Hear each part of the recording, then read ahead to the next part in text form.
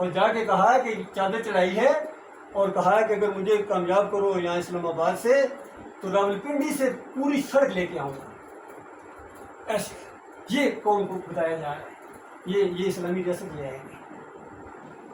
لہذا آج امور فرقوں میں بڑھی ہوئی ہے. کوئی بریلوی ہے, کوئی دیوبندی ہے, کوئی اہل حدیث, بے شمار آپ جانتے ہیں. لہذا میں آج صرف 2 گروہوں کا ذکر کروں گا آپ کے سامنے, اور 2 سب سے بڑے منظم گروہ ہیں.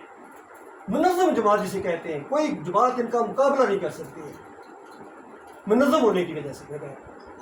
تو آپ کے سامنے یہ بات آ جائے گی تاکہ آپ کو پتہ چلے کہ بات بگڑی کہاں سے ہے.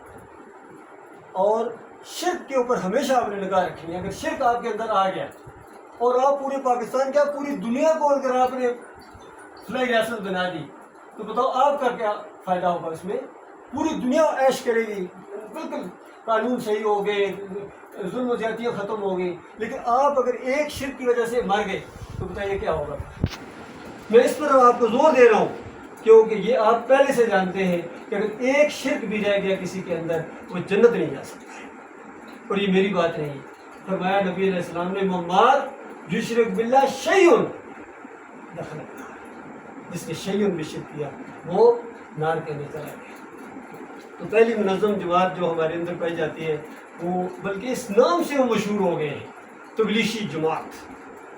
اب ان کا آغاز ذرا دیکھیے, جو ان کے بانی سمجھے جاتے ہیں, وہ فضائل اعمال جنہوں نے لکھی ہے اس کا دیباچہ اگر آپ پڑھ لیں, آج پڑھیں, کہ میں کوئی الزام لگا رہا ہوں میرے گریبان پکڑیں, لیکن اگر یہ بات اس کتاب میں لکھی ہوئی ہے تو اصلاح کریں.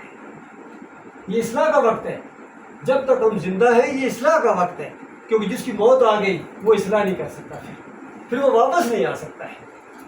تو اس کے دیباچے میں یہ چیز لکھی ہوئی ہے. وہ لکھتے ہیں کہ دیکھو میرے معالج نے, میرے حکیم نے مجھے مشورہ دیا تھا کہ آپ کوئی دماغی کام نہ کریں. کوئی پرابلم ہوتی ہے جس طرح ڈاکٹر مشورہ دیتے ہیں, ہر فیلڈ کے ڈاکٹر ہوتے ہیں, انہوں نے مشورہ دیا کہ آپ دماغی کام نہ کیجیے. تو پھر کہتے ہیں کہ میں نے سوچا کہ اب یہ بات کر میں کیا کروں. پھر کہتے ہیں میرے دل میں خیال آیا چلو کوئی کتاب لکھتے ہیں, اور اس وقت یہ کتاب لکھی گئی جو سب سے بڑا دماغی کام ہے, کتاب لکھی. اور اسی کے اندر تھوڑا سا آگے اگلی لائن میں لکھا ہوا کہ یہ اس کتاب کے اندر یہ وہ واقعات نہیں ہیں کہ آپ ایک دفعہ پڑھ کے آگے گزر جائیں, بلکہ یہ وہ واقعات ہیں جن کو بار بار پڑھیں تاکہ آپ کا عقیدہ مضبوط رہے. یہ خود لکھ رہے ہیں. اب آگے واقعات سنیے ذرا, اس کے چند واقعات آپ کی خدمت میں لاؤں گا, پھر آپ فیصلہ کیجئے گا کہ بات کہاں سے بگڑی ہے. کہتے ہیں ایک نوجوان تھا, درود بہت پڑھتا تھا, اللہم صلی علی محمد, ہر قدم اٹھاتا درود پڑھتا, ہر قدم اٹھاتا درود پڑھتا. کسی نے پوچھا کہ آپ یہ جو ایک عمل کرتے ہیں کیا آپ اپنے کسی اجتہاد کی وجہ سے کرتے ہیں یا کوئی سنت سے یہ چیز ثابت ہے, تو یہ کیوں کرتے ہیں؟ پوچھا, یہ سوال پوچھا.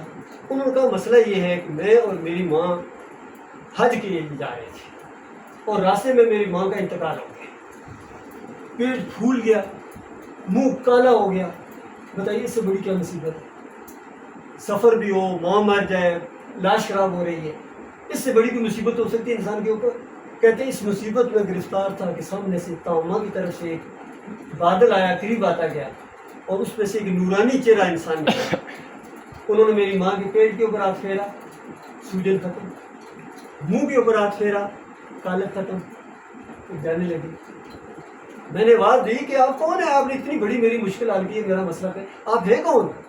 تو انہوں نے پلٹ کر جواب دیا کہ اصل میں تمہیں پہچانا نہیں ہے, میں تمہارا نبی محمد صلی اللہ علیہ وسلم ہوں, اور میں اس لیے آیا ہوں یہاں تمہاری مدد کرنے کے لیے کہ تم درود بہت پڑھتے تھے. یہ ایک واقعہ, ایک چھوٹا سا اور سن لیجیے.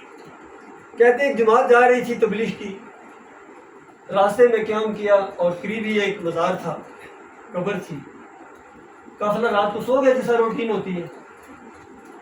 وہ قبر والے قافلے میں ایک نوجوان کی خواب میں آئے, اور خواب میں آ کے کہتے ہیں کہ تمہارے پاس یہ جو اونٹ ہے یہ تو مجھے دے دو, اور میرے پاس بھکتی اونٹ ہے, یہ تم لے لو, تبدیلی کرو. یہ بالکل ایسی بات ہے جیسا آج کوئی کہے یہ میرے پاس سائیکل اور تم ذرا بدلی کرنا چاہتے ہو, کون انکار کرے گا؟ بھکتی اونٹ والا اونٹ ہے, تمہارا عام اونٹ ہے. تو اس میں پھر انہوں نے کہا اوکے کر لیتے ہیں. جیسا ہی یہ معاملہ طے پایا خواب کے اندر, تو باہر دیکھا کہ وہ اونٹ نہر ہوا ہے, خون جاری, اب جب نہر اونٹ ہو جاتا ہے پھر وہ نہیں بچتا ہے، پھر اس کو ذبح کرنا پڑتا ہے، اس کو سارا معاملہ کرنا پڑتا ہے۔ بہرحال قافلے والوں نے اس کو مل کے کھایا۔ صبح اٹھے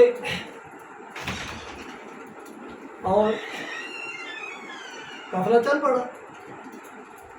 تھوڑی دیر گزری، ایک سامنے ایک نوجوان بختی اونٹ کے اوپر دوڑے چلے آ رہے اور پکار پکار کر اس قافلے میں اس نوجوان کا نام لے رہے، یہ کون ہے، یہ کون ہے، یہ کون ہے؟ جن کا نام لے رہے تھے ان کا بھائی میں ہوں۔ پھر انہوں نے پوچھا کہ آپ نے کوئی اونٹ کسی سے تبدیل کیا ہے؟ انہوں نے کہا کہ خواب کا معاملہ ہے، خواب یہ معاملہ ہے۔ انہوں نے کہا کہ وہ میرے والد محترم تھے جو آپ کی خواب میں آئے تھے، پھر بعد میں میرے پاس خواب میں آئے اور مجھے خواب میں آ کے انہوں نے یہ کہا ہے کہ تو میرا بیٹا ہے اور میں وراثت میں یہ بختی اونٹ چھوڑ کے مرا ہوں، نہ دینا چاہے تو کوئی زور بھی نہیں کیونکہ تیرے حصے میں چلا گیا، لیکن اگر تو فرما بردار بیٹا ہے تو یہ اونٹ فلاں قافلے میں فلاں بندہ تمہارا نام لے دے تو وہاں جا کے اس کو دے دے۔ تو اس وجہ سے یہ میں اونٹ لے کے آیا ہوں اور یہ اونٹ اب تمہارا ہے اور میں جا رہا ہوں۔ آپ غور کیجیے گا، ایک ایک بات کے اوپر غور کیجیے۔ کہتے ہیں اللہ سے ہونے کا یقین اور مخلوق سے نہ ہونے کا یقین، تو یہاں مخلوق کیا کچھ کر رہی ہے۔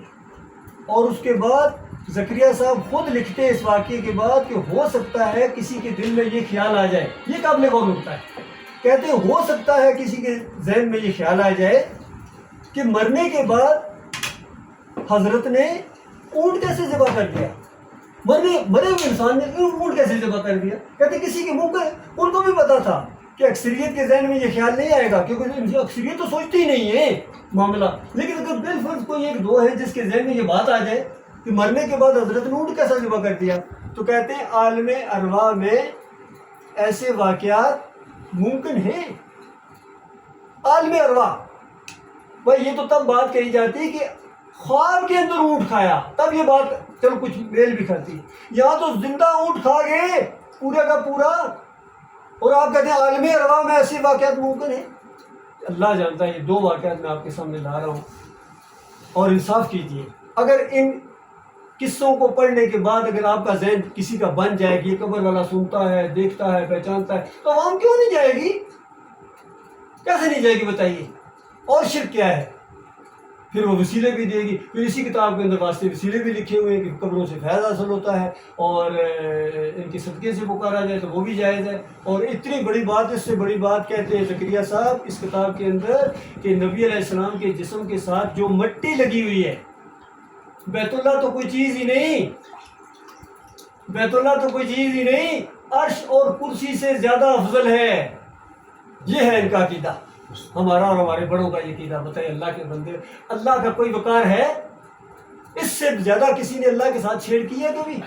کہ وہ مٹی اللہ کو زیادہ محبوب ہے، اللہ کو زیادہ محبوب ہے کس سے؟